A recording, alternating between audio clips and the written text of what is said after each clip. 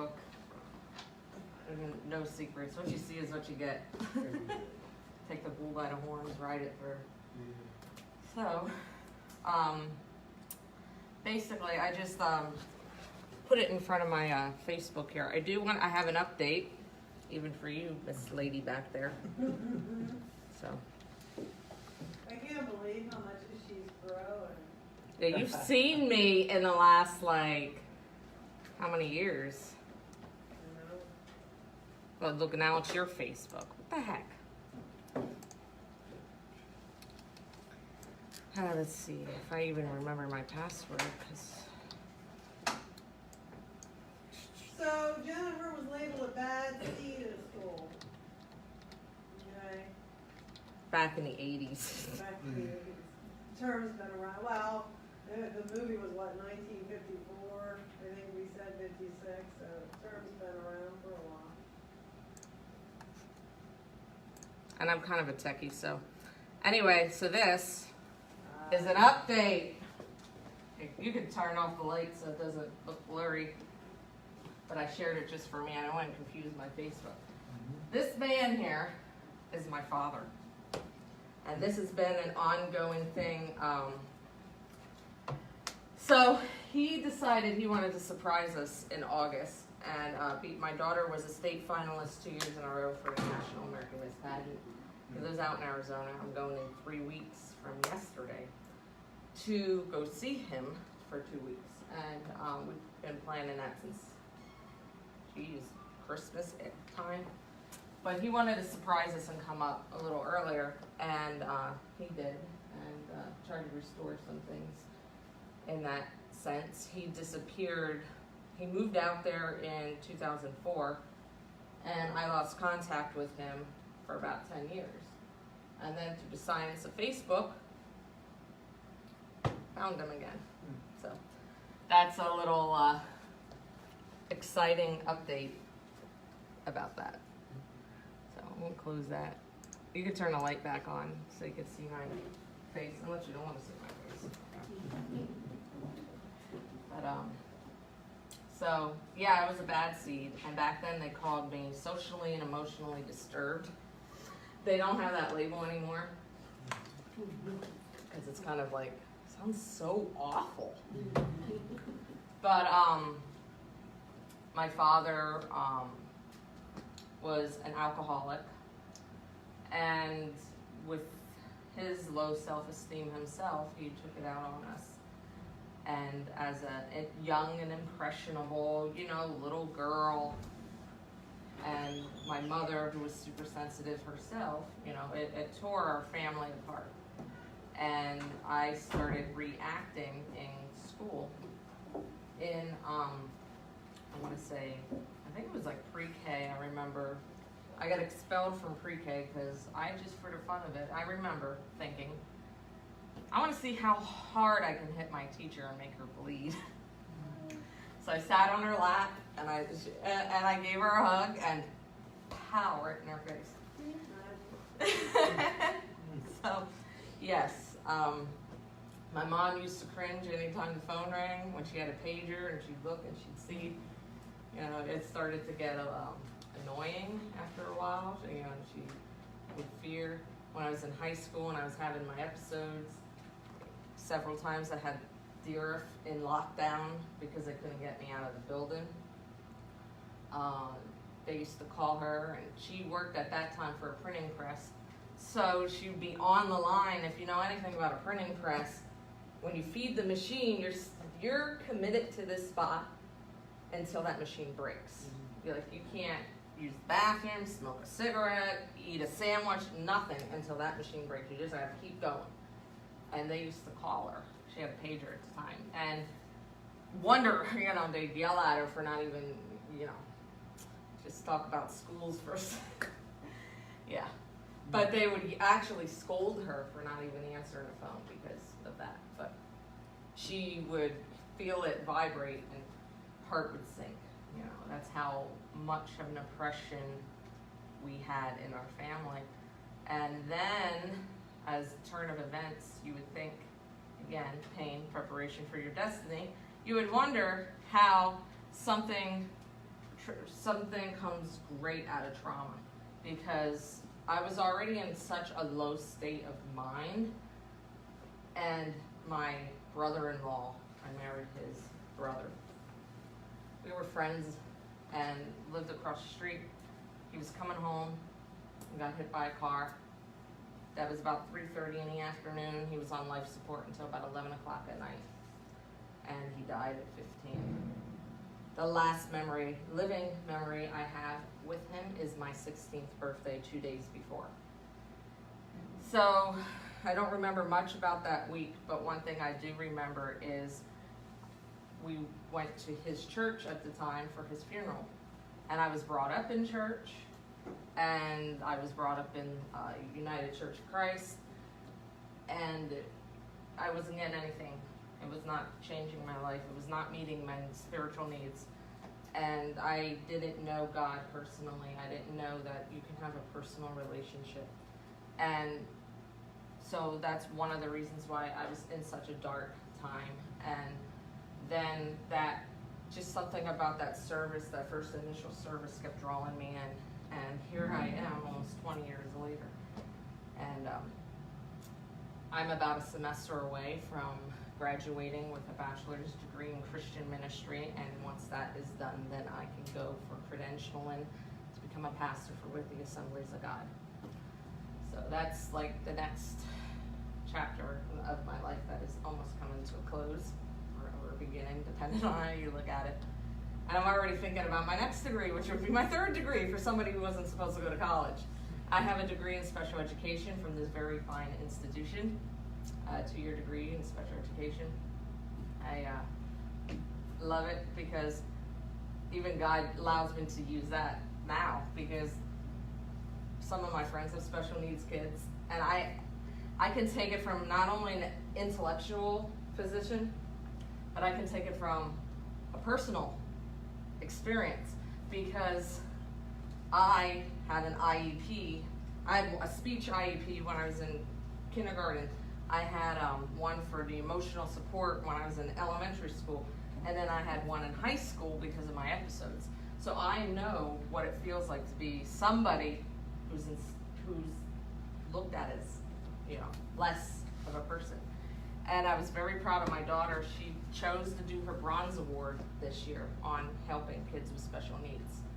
She, like I said, she's part of this pageant, and a couple of her pageant friends she had made were volunteering one Saturday they have a pageant for special needs children that are girls. And she did, and she said to me, she was a little nervous. She said, we were paired with a girl named Kimberly, and she goes, Mommy, Kimberly's just like us. It was her first experience ever with a special needs person. So I said, Faith, you can do your Bronze Award, because it has to be girl-led. You can do your Bronze Award on benefiting children with special needs. So she volunteered. She had to do 20 hours of community service. She did that, and then what she did was she painted a picture on. I bought the canvas for her and the paints, and it was a wolf sitting on a hill and a night sky and stars, and it said, "Don't let anybody steal your sparkle." And then she donated it to the Easter Seals, and they're going to hang it up in one of their children's centers. And she said, she told me, her words, I don't want kids to ever feel less important than who they are. That was her. So that was all. So I believe she's going to grow up to be somebody great. Now she's going to start working on her silver in cadets. So excited about that chapter. So any questions, concerns? I know it's you, Adeline. I have all your questions already queued up in my brain. So go ahead with them. Well, when I was young, I'm 35 now.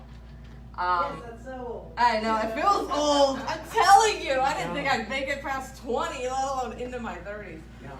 But Don't let her fool you. There were moments in class with her that she was sleeping. She would sleep until class started. But I'd have to wake her up to help me with the technology, the computer hookup. And I thought she was going to hit me. So it's not all gone there, I'm just saying. So when I was in about, I want to say first grade, I was really acting out, and teachers can inspire. One of my former high school teachers passed away this week, and I put up on Facebook a quote I hope I made up. If not, I probably might have seen it somewhere. That teachers can be heroes and inspire even for a short period of your life. Well, this was my first grade teacher. She did the same for me. She was the only teacher I had in elementary school that saw something in me. I didn't know it at the time. It was a couple years later. My mom gave me a notebook she kept. And I saw the correspondence between her and my parents. But my dad, when he would get into his moods, he would almost laugh. And my grandmother had said to him, well, what, she would stick up for me. He said, oh, you know how I roll. I'm hardcore. And he'd laugh. So my first grade teacher wrote a letter to my parents. And she said, I don't understand why Jennifer does these bad things. I tried to talk to her to stay at school with me. When I asked her what is wrong, she told me that a little boy lives inside of her named Hart Corey that makes her do all these bad things. So fast forward to 8th grade, when these episodes started surfacing, I started, one of the altars was Hart Corey. And my grandmother's theory was that, because I didn't know any Coreys, now I do, but I didn't at that time. Usually kids, they name things after things they've already heard. She thinks that in my mind, I heard Hart Corey when he said I'm hardcore. So, and it was, I believe it was almost demonized. I could see Hart. It was almost like I was in a sterile room, like when I was in these episodes, and I'm in the middle of the room, there's all white walls, and I'm like, I can't move, and all over around me, I can see it progress. What is happening? And I can't help it. And I could see, and one day I faced this in my mind, and I said, you're such a coward. This is Hart Corey. I said, you're such a coward, you can't even show me your face. And he turned around and he had the face of my father. So I suffered with these episodes. It began, I believe it was even when I was a kid, but technology in the 80s, I don't know why they didn't catch it back then. Because when I started taking child psychology and educational psychology classes, I could see that I had signs of post-traumatic stress and dissociative identity disorder even back then, but they couldn't. I guess they didn't have the technology or the resources to catch it.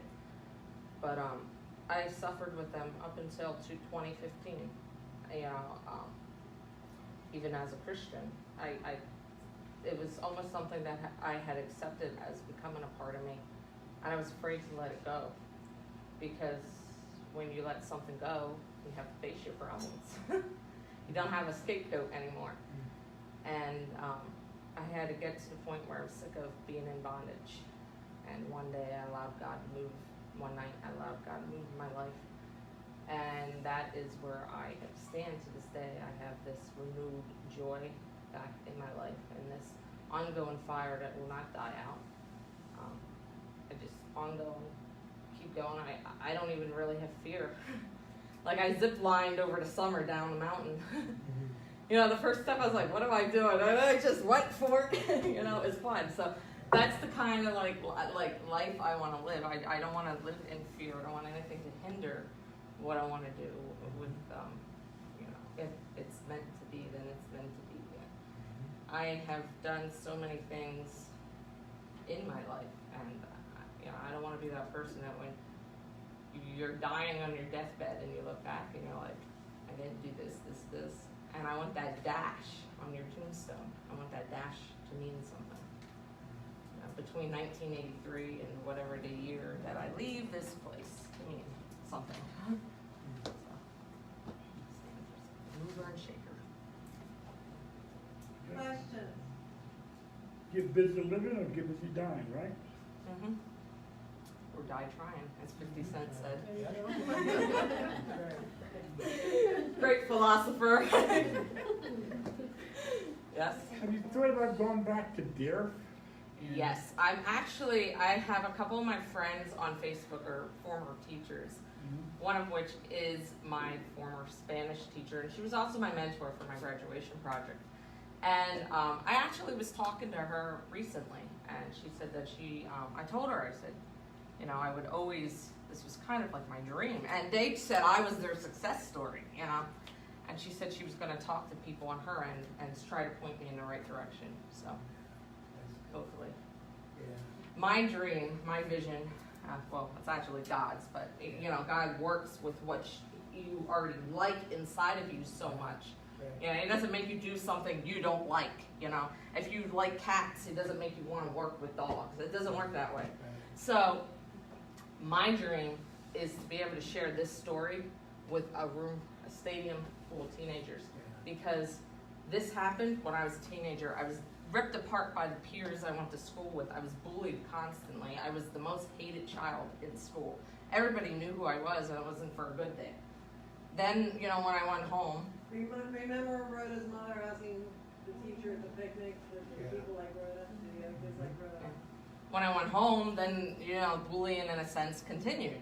So my self-esteem was so ripped apart, and I want to be able to speak life into another teenager. That, I believe, is my calling. Part of it. Probably other things. I'm sorry, I went to Nazarene for a few months. During this time period, did you ever use like any kind of drug for like escapism? No. I was afraid because in the 90s you had all that DARE and, you know, so I was always afraid of like the effects of drugs. But I believe my drug of choice, if you per se, because you could be addicted to anything, was these episodes. Because similar to like, if you have a bad day at work and you come home, some people, they like to unwind with a glass of wine or whatever. For me, I'd have a bad day at work and I'd come home and I'd have an episode. It was a way that I could release. Believe me, I've not worked with easy people my entire work history. And there were some difficult people, you know, that had, for whatever reason, you know, made my job even harder. And I worked in the field with special education for 13 years, and I worked for a daycare for 4 years. So I pretty much, people look at me, they don't believe that. I have almost 20 years experience working with children, because I look pretty young, but I started right after high school. Yeah, I'm impressed with you being coming forward and sharing. That really touched me. Second, you said, you keep saying, or you said when you had developed a relationship with Jesus Christ, what did that felt at that moment when you finally see like I don't have to be this way because I have a higher power that. It wasn't like an instantaneous thing. At first, I was, because one of the signs of the disorder I had was you become attached and obsessive over things quickly. And it was more of an obsession to the church at first because I felt loved. It was the first place I went to where a group of people accepted me. And as I continued to come, because that's why I started coming in June, and I had to reverse all the indoctrination I had up until like right before I started my sophomore year, which was in August. That was when I first accepted Christ. Then it was, you know, as I grew, you know, I knew that it wasn't just like a ticket in, because I was afraid to go to hell. That was the first reason why I came to Jesus. But I realized that it wasn't just a free pass to heaven, it was more of a lifestyle.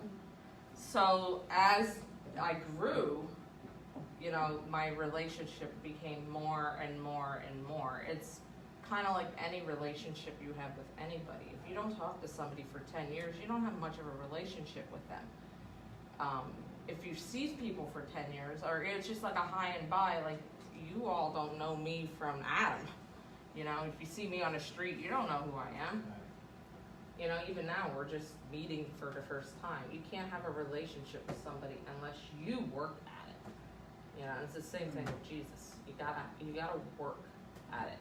And my Christianity is still growing. It goes to new levels. I think I know it all, and then bam, something else comes up, and then it's something else, and then bam, it comes up, and it's gonna continue doing that until the day either he comes back or I die, whatever comes first. I think it's great that you were able to become a minister. Yes. Because my daughter goes there, and I hear the stories every day, and more folks like you are needed, you know, in the community to talk to a lot of these young people that they've been labeled, Yes. so they act out in that, they label that. Well, if any of you ever somewhere or in a committee for something and you're looking for a speaker, I volunteer myself. I always put that out there. You know, I would love to. I don't get nervous. I get nervous right before I get up, and then after that it goes away. Yeah. It's almost like a high for me in a sense. I'm a theatrical person too, so like I love being able to share things, you know, especially edifying things that will lift people up, not things that, because words could tear you up or tear you down. So I want my words to bring life. Yeah. Very good. Yes. Oh, God. What, is he laughing? It's coming. It might be deep. Profound. No, again, you know, I echo Andrew's sentiments, and I think it's very brave of you to come and come forward and speak your story. From what I heard, you mentioned about your grandmother, who always been supportive of you. Mm-hmm. Do you feel, as you can look back at it, that mom really didn't go the extra effort? No. No? See, my mother, she had the opposite childhood than I had. Her childhood was so great that by the time my dad came into the picture, she didn't see the evil in him. Because her parents, she had no reason to fear. She grew up. So she just thought almost, I know there's a word for it in psychology, but I can't think of what it is, where you feel like you can change somebody. You work at it. Like you feel it's your job to make this person change. And that's kind of what she tried. And it wasn't until this church that she realized the longevity, the effect it had. And that's when she had told Tom, because he was coming around up until that point. She was like, I can't do this anymore. And Projection. so it wasn't, I don't look at my mother in a upsetting sense, because herself, she was in a place where she felt she had no voice. Now she works for Turning Point, and which is an agency that deals with domestic violence, and she has that voice. And part of what she does is she wants to enable women, or sometimes it's even men, that come in to give them their voice. So she works in a court advocacy program, which means like if anybody ever has suffered or is in a situation where you're in a domestic violence and you decide to go for the PFA, you go to either Lehigh or Northampton County, and Turning Point will give you a court advocate to stand with you to face your abuser. Which speaks volumes when you're in a place that you feel like you can't, you know, some of these people, she tells me, they can't even look, they're like looking at the floor the entire time. They're like that broken, they can't. So the fact that you have somebody, and then she like me, I could take the special education from experience, she could take the domestic violence from experience. So she has that passion. Both of you kind of took your experience and came around full circle. I mean, it's impressive what her mother's done since class 2. She even let my father stay in our house. I was gonna say, what's the contact between your mom and your dad? They're If like, people could come back, if people Yeah. could come back from the first several years of hearing Jennifer speak, at that point there was absolutely no contact with dad. okay? And, I didn't even don't know where he people was. would- Yeah, people would be very surprised. So they're speaking? Yes, it's Oh, more of like a wow. mutual friendship. Yeah. Interesting. So, my mom, she told me that he's really the only one she has left from her past. Her mom died, her dad died, her brother died, you know. So it's almost like they can speak. And you want to know something? My dad told her. Now this is shocking. Now I almost fell over when he said this. Because when it happened, it's your fault. I wouldn't have hit you if you would have done this. I wouldn't have yelled at you if you would have done this. You know, for the 25 years. Then, he told her, he said, the way I treated you was not your fault, it was mine. I was like, who are you?